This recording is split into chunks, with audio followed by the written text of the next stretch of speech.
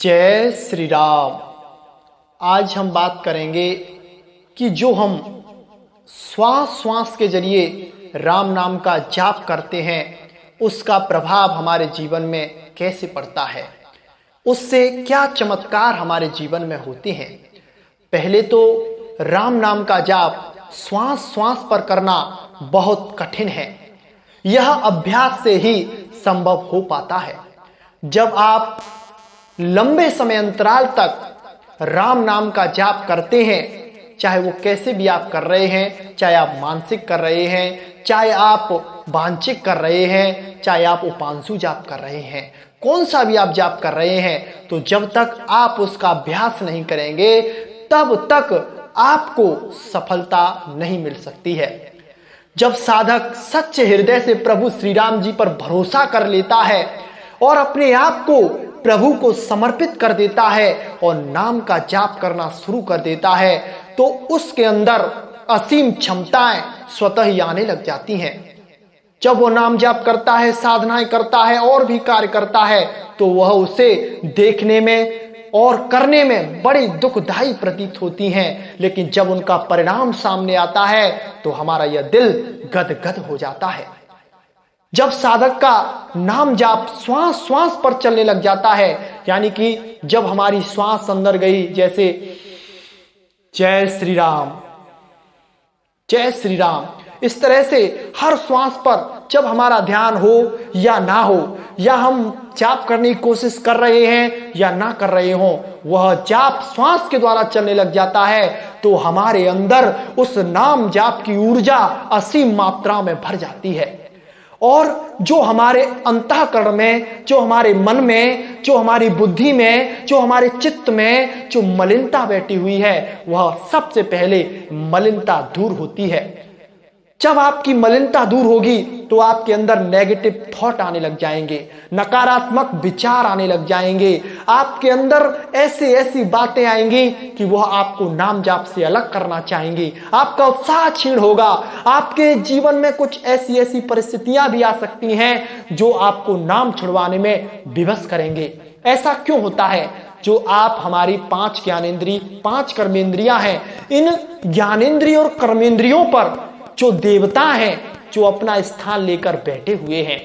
जब आप राम का नाम जाप करते हैं तो आप इन देवताओं से और इन सब से मुक्त की अवस्था पर जाते हैं, यानी कि आप मुक्ति के राह पर अग्रसर होते हैं। तो यह जो देवता हैं वह आपके मार्ग में विघ्न डालना शुरू कर देते हैं।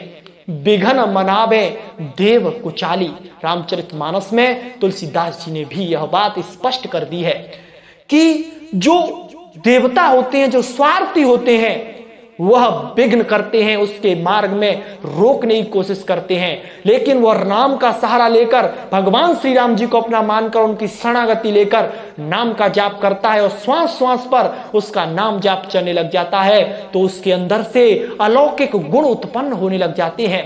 जैसे कि उसकी वाणी में धीरे धीरे मधुरता आने लग जाती है, उसका स्वभाव सरल हो जाता है, वह हर काम को पूरा मन लगा के करता है, उसका चित्त शांत होने लग जाता है और वह एक लक्ष्य पर अग्रसित हो जाता है, एक लक्ष्य पर टिक जाता है, और जो बुराइयां हैं वो धीरे धीरे दूर हो जाती हैं। अगर आप शुरुआत में नाम जाप कर रहे हैं तो आपका 10 से 15 मिनट बहुत कम ही मात्रा में मन लगेगा, लेकिन जब आप श्वास श्वास पर कोशिश करते हैं नाम जाप करने की, तो धीरे धीरे अगर आपका नाम जाप श्वास श्वास पर होने लगा तो आपका जो जाप है पहले 1 घंटे होगा, फिर वो 2 घंटे तक पहुंच सकता है, फिर 3 घंटे तक पहुंच सकता है, फिर 3.5 घंटे तक पहुंच सकता है। हमारे शास्त्रों में और जो बड़े बड़े ऋषि मुनि हैं उन्होंने बताया है कि जिनका जाप और जो आसन पर 3.5 घंटे बैठ लेते हैं उनके अंदर दैवीय शक्तियां आना शुरू हो जाती हैं।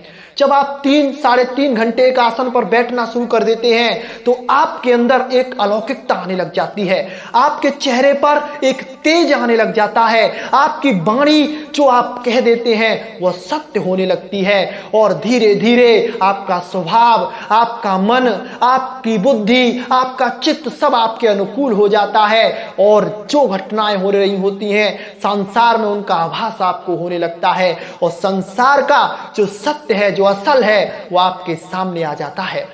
नाम जाप जब सांस सांस पर चलता है तो हमारी नस नाड़ी में जो गंदी लक्षण है, जो गंदी गंदी मलिनता है, वो साफ होकर शुद्ध हो जाती है। जब आप अपने किसी प्रिय मेहमान को बुलाना चाहते हो, आप अपने रिश्तेदार को अपने घर में बुलाना चाहते हो, तो उसके लिए सबसे पहले घर को साफ किया जाता है, उसको गंगा जल से पवित्र किया जाता है, उसमें सुगंध दी जाती है। फिर इसी राम नाम के प्रभाव से जब सांस सांस पर नाम जाप चलने लगता है तो आपके अंदर से दैवीय सुगंध उत्पन्न हो जाती है। कमल के फूल की सुगंध आपके शरीर से आने लग जाती है।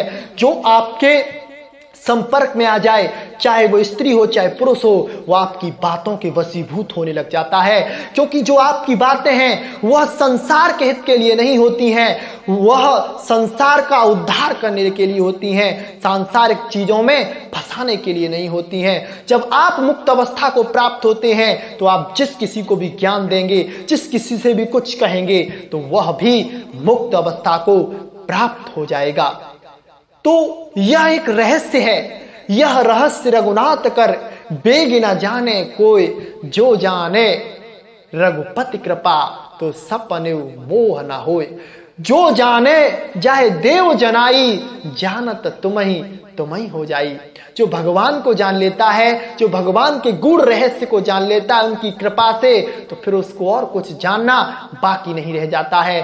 संसार की राजलक्ष्मी, संसार की सारी रिद्धि सिद्धि उसके चरणों में मस्तक टेकती हैं और वह उनको स्वीकार नहीं करता है। लेकिन प्रभु श्री राम जी से ने आपसे कुछ विभिन्न कार्य करवाना है, जन कल्याण करवाना है, तो वह आपको वैसा ही मार्ग दिखा देंगे। तो दोस्तों आज के लिए बस इतना ही। अगर आपको वीडियो पसंद आया है तो हमारे चैनल को सब्सक्राइब जरूर करें। आज के लिए बस इतना ही। जय जय श्री राम।